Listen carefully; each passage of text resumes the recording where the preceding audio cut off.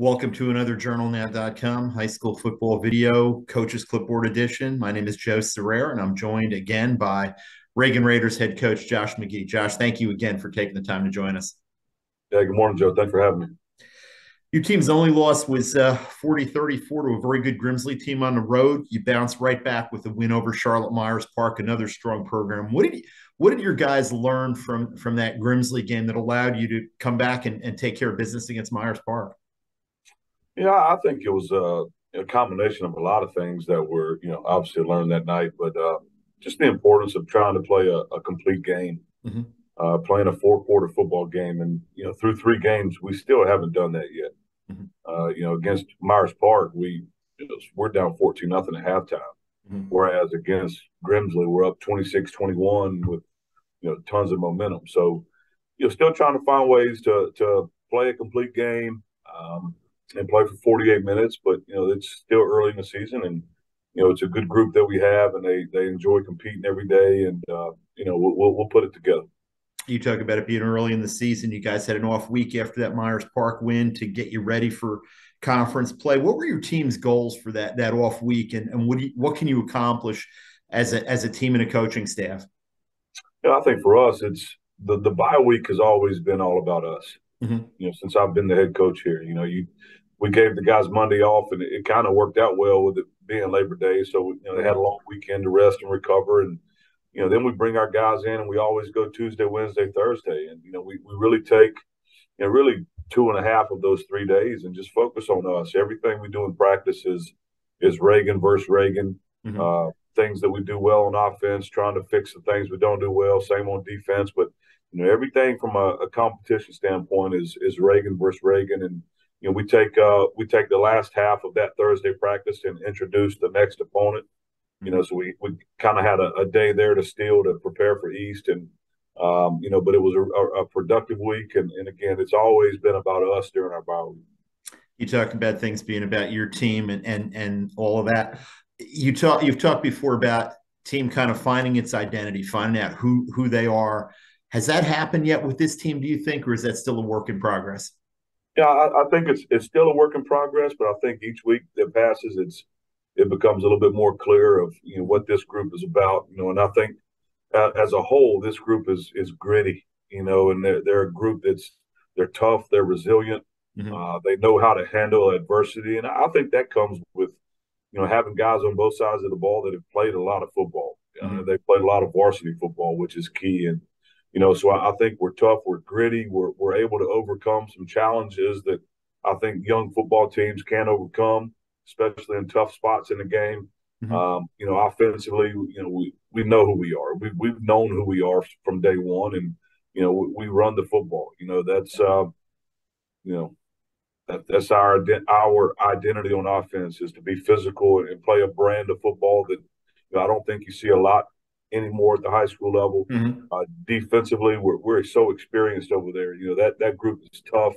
We've given up some big plays, but that group always seems to come together. They're a very tight knit group. Coach Burton and our defensive staff do an outstanding job each week. And again, but going back to the whole team concept, it's we're a gritty group right now. Have any players on this year's team kind of pleasantly surprised you guys who maybe you didn't think were ready to contribute significantly this year, or who've kind of expanded their roles? I don't necessarily think there's been any big surprises. I think when you have an experienced group on both sides of the ball, you know exactly what you're going to get out of guys. We've been around these kids for a long time. And, our offensive line is, everybody talks about, obviously, Sam Pendleton and Spencer Webb, and rightfully so. They're great players. But, our center, Spencer Shaper, is a guy that just gets overshadowed by those two guys. But the importance of having a really good center gets overlooked, and Spencer's done an unbelievable job. He anchors that group of five as the center, and rarely do we ever have a bad snap, which I think always puts us in a good position. Obviously the addition of Luke Collins on Friday night, what Luke can do from so many different areas. Luke plays a little bit of quarterback. He's a starting inside receiver, but his ability to punt the football, I think, is what is a game changer. Last week he had a 66-yard punt. And defensively, again, that group is experienced. And so having those guys, we know what they bring to the table, and they've kind of risen to the occasion, and we're getting out of those guys what we thought we would. This week, you've got a home game, a huge one to open Central Piedmont Conference play against East Forsyth. You guys went on the road, beat them last year 22-18 at their place. How important was that win to your program? Yeah, I mean, anytime you beat a quality team, it's always it's a a boost for your program. And when you can go on the road and beat that group, and a place where we had never won prior to that, and if you go back a year and what we were dealing with that time with the passing of one of our players the Right. week before, it was just it was a week that I'll never forget. Going through the death of a player the week before, and then trying to rally a group of young men who were just completely heartbroken and devastated to see those guys go to the next week's practice against a team like East Forsyth and compete and battle.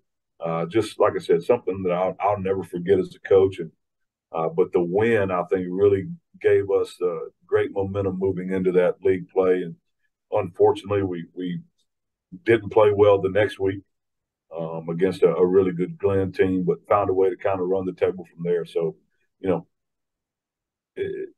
start in league play against a team that's probably picked to be at the top every single year, but that's the way we like it. Yep.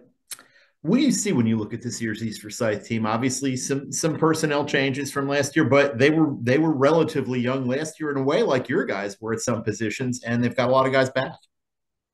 Yeah, I mean it's a typical East Forsyth football team. Very very talented across the board at a lot of different positions, depth. And that's people ask all the time. Kind of some differences between programs in the city, but you look at an East team, they always have depth. They always have guys that can plug in, and the two might not be quite as good as the one, but the two is still really good. And obviously, when you look at this year's team, it starts with the quarterback. Yeah.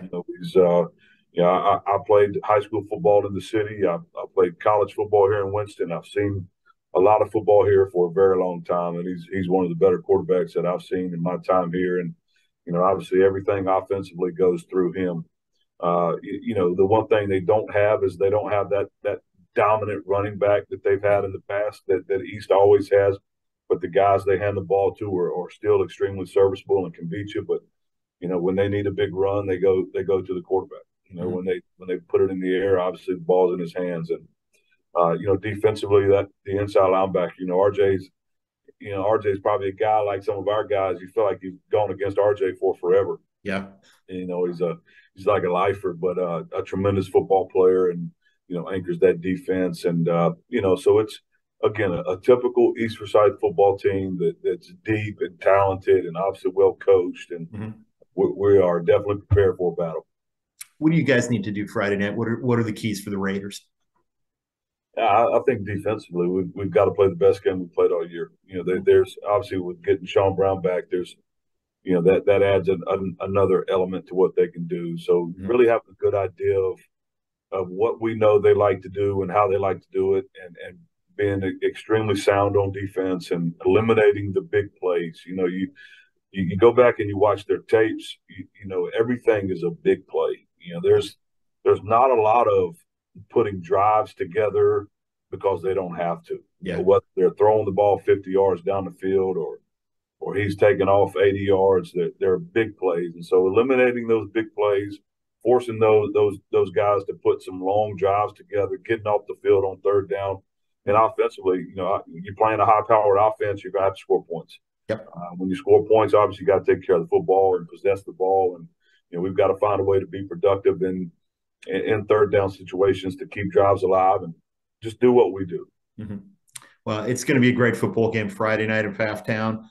If you're a high school football fan and you don't have another game that you need to be at, that's the game to be at, Reagan and East Forsyth.